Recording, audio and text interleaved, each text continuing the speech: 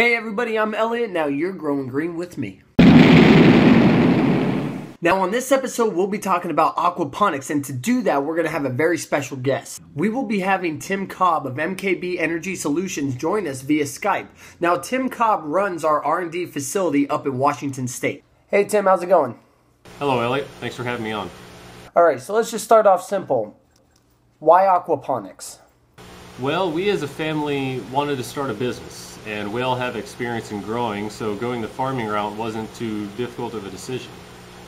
We decided to try aquaponics because it's a great conservation technique for still producing great food and fish. It's an ancient technique, but it doesn't mean that it's an outdated one. It allows us to grow in a smaller area but still get more produce than we would out of a traditional land farm. As you can see, by going up on different levels using the same amount of space compared to traditional farming, we can get more crops and at a faster pace throughout the year. And it also conserves about 90% of the water, so we are saving a lot of that. And as you know, here on the West Coast we have a significant drought going on, so this is a great system and a great way of growing food while making the most out of the resources we have available. So this facility, what exactly are you providing the community?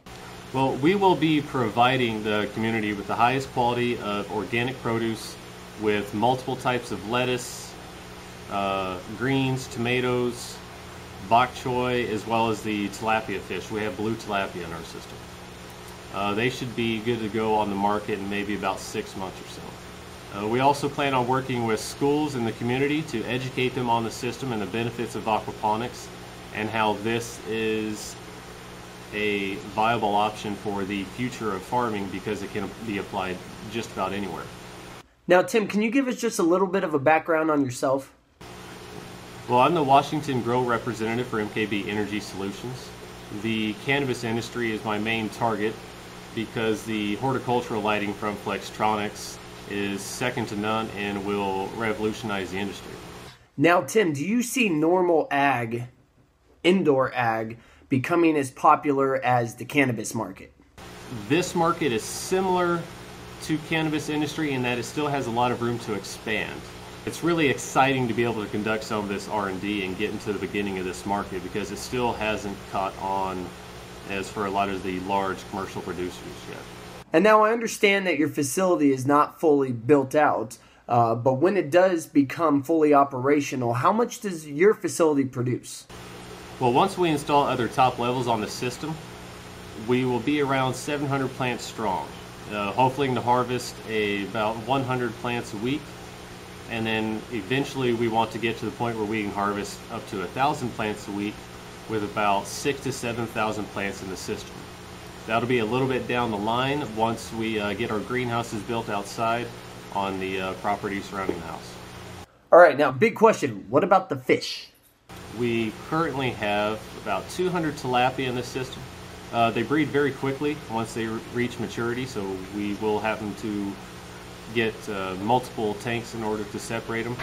But once that system is up and running, that should be a good staple for our business. So what data do you plan to record as it pertains to the new Flex Lighting Solutions grow light line? We are going to be testing out which fixtures are more suitable for this application. Performance on the various models, how they compare to each other, as well as the different sizes and the optimal setup. The PAR readings for strengths of the lights from multiple levels and heights, as well as the kind of coverage areas that we're getting. Which models or combination of models are a better form or a better application here.